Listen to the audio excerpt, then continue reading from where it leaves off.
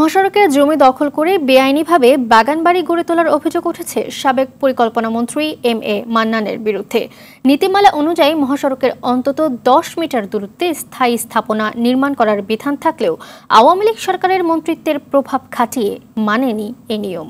সরকার পতনের পর থেকে এই বাংলো বাড়ি নিয়ে মুখ খুলতে শুরু করেছে অনেকে। সুনামগঞ্জ থেকে শহীদ নূর আহমেদের রিপোর্ট, জানাচ্ছেন জুবায়ের রাজি। কোয়ালিটি সম্পন্ন আন্তর্জাতিক মানের still bar CSRM, committed for better still.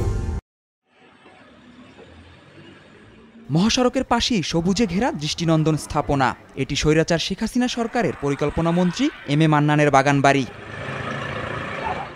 সুনামগঞ্জের শান্তিগঞ্জ উপজেলা সদরে সুনামগঞ্জ সিলেট আঞ্চলিক মহাসড়কের পাশেই বাড়িটি তৈরি। সড়ক থেকে দূরত্ব মাত্র 2 থেকে 3 ফুট। সড়কের পাশেই স্থাপনা নির্মাণের ক্ষেত্রে 10 মিটার বা 33 ফুটের বাইরে নির্মাণের যে বাধ্যবাধকতা, এক্ষেত্রে সেটি লঙ্ঘন করা হয়েছে। এম.এ. মান্নানের বিরুদ্ধে রাস্তার জায়গা দখল করে বাড়ি নির্মাণের অভিযোগ স্থানীয়দের। সরকারি জায়গায় নিজের বাড়ি নির্মাণ, এটা নিঃসন্দেহে একটা অসৎ এবং লুটেরা মনোবৃত্তির বহিঃপ্রকাশ। সড়ক ও জনপদের জায়গাটা দখল করে উনি ওনার বাসভবন এখানে তৈরি করেছেন। এটা সড়ক আইন লঙ্ঘন করেছেন। হাসপাতাল করতে হইলেও এই জায়গা এইভাবে জায়গা দখল করে করার রেস্ট্রিকশন আছে।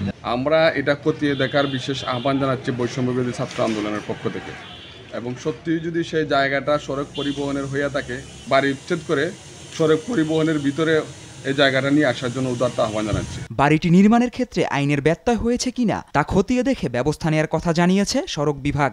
যে জায়গা পড়েছে কিনা বা কতটুকু পড়েছে, এটা আগামী সপ্তাহে আমরা সার্ভেয়ারে একটা চেকিংটা করাবো আর কি। যদি পড়ে থাকে তাহলে আমরা সেটা ঊর্ধ্বতন কর্তৃপক্ষ আছে, সবার সাথে আলাপ করে অপসারণের ব্যবস্থা করবো আর।